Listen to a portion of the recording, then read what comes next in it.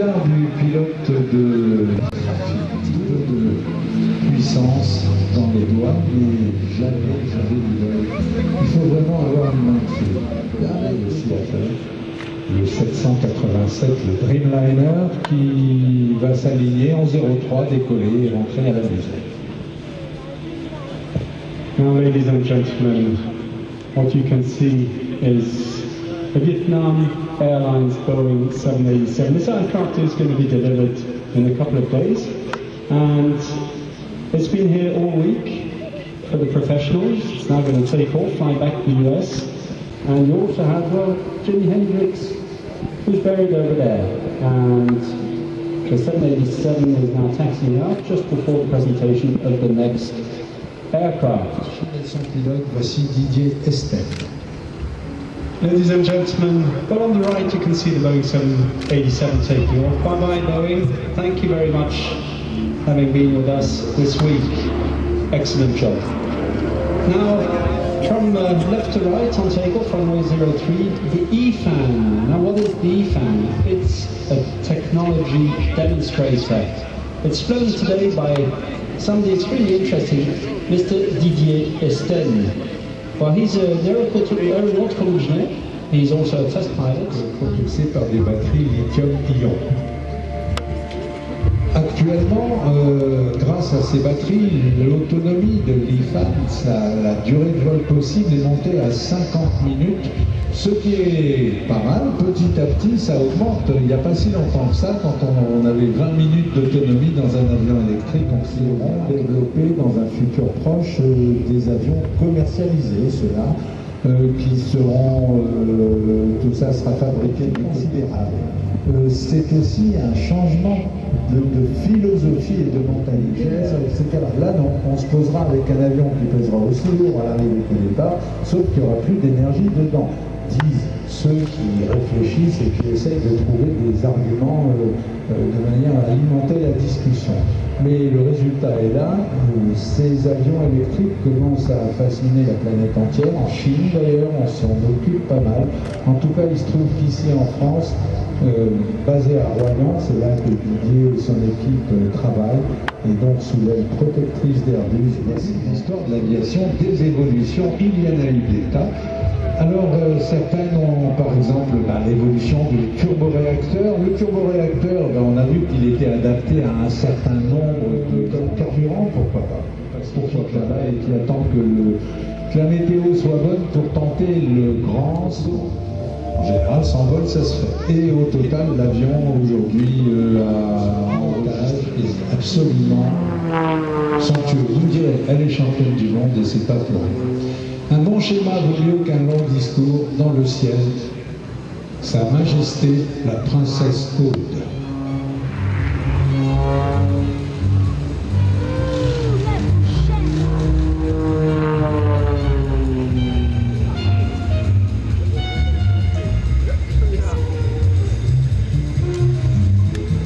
Just a little information. As you can see, Aude is flying this aircraft.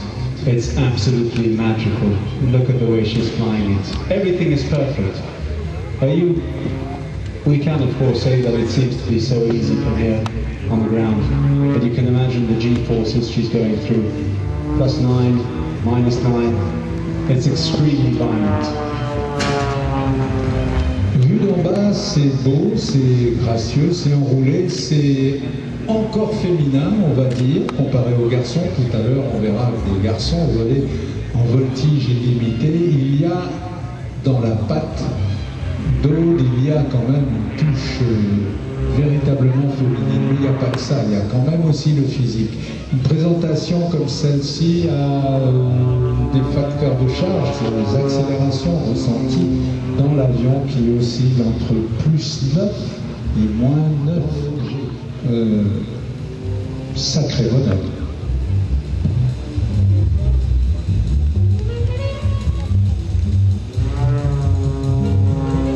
Et dans la signature de Aude, elle a un style, tous les pilotes de voltige ont un style. Son style à elle, c'est de tirer des rectilignes qui sont rectilignes. Quand elle stabilise une trajectoire, Elle tient cette trajectoire, mais c'est par le gras des doigts, littéralement.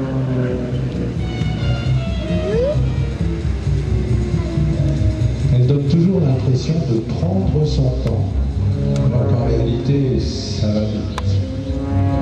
C'est une magicienne.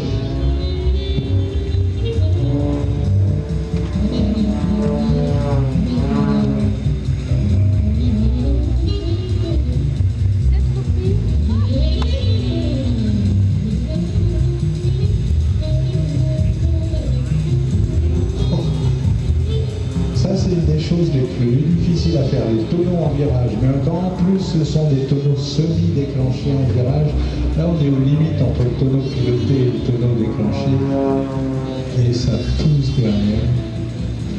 Au passage, on remarque que les pilotes de voltige, évidemment ces avions coûtent un peu d'argent et que les pilotes de voltige français qui, avec son extra 300. So ladies and gentlemen, now up in the air, Madame Catherine Monoury. She is the manager of the Bourget National Air and Space Museum, and so I can say that today I think she's here as a neighbour. She's been 10 times French aerobatic champion, twice world champion, so you can see that today in a demo, of which she's now falling out of the sky. And it's at the age of 8, so very young, that she first started flying with her father, Gabriel Brodeau.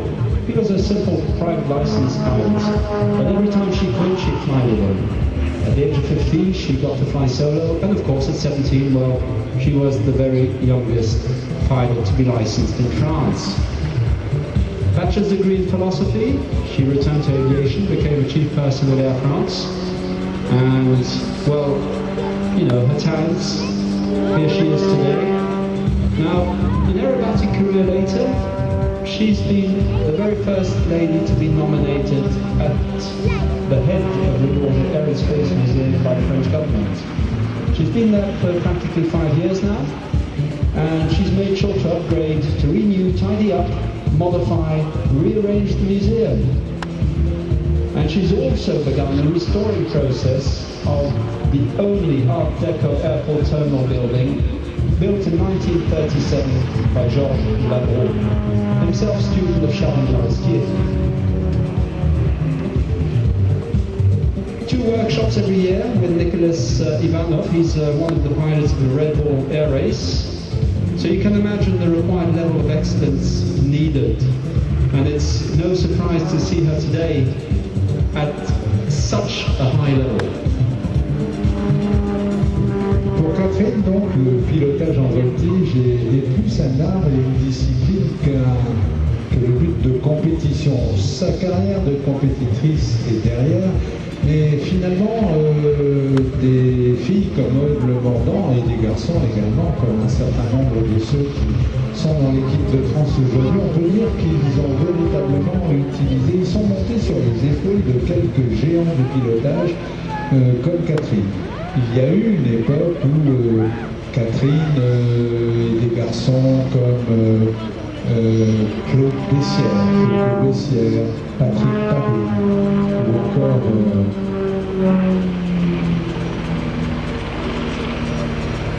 ou encore des filles comme Christine Génin, étaient au sommet des podiums dans les grandes compétitions de voltige internationale, et donc toute cette équipe, toute cette génération de pilotes ont établi un standard, un niveau de pilotage, une véritable culture de pilotage à la française, et c'est sur les épaules de ces véritables géants que sont montés les pilotes d'aujourd'hui. Mais quand vous regardez voler les géants, vous vous dites qu'ils ont, c'est pas des restes qu'ils ont, c'est incroyable. La voltige moderne est une discipline extrêmement physique. C'est sur le plan physiologique, travailler avec des facteurs de charge de plus 9.9G, c'est dans des rotations comme ça qu'on vient de voir, un tonneau à quasiment 1 tonneau par seconde, 360 degrés à la seconde, avec des départs en roulis tellement violents qu'on a la tête qui tape à l'intérieur de la verrière, et quand on arrête la rotation, c'est tellement violent également qu'on tape. que si vous voulez avoir une vague idée de ce que c'est que d'être pilote de voltige dans un avion de voltige moderne, ben vous rentrez chez vous, vous vous enfermez dans le tambour de votre machine à laver, vous mettez sur essorage forcé en restant à l'intérieur du tambour, et pendant ce temps-là, ben vous essayez de réfléchir, je ne sais pas, à quelque chose de philosophie. Et vous verrez que c'est pas très évident. C'est un peu ça qu'on ressemble dans un avion. Voilà, l'extra est posé. Le vent est toujours légèrement de travers, c'est un vent de nord-ouest au sol. In front of you will be Cariment. And this is the TTH version. TTH stands for Tactical Transport Helicopter. Explained to you today by the Gamstat Unit Crew.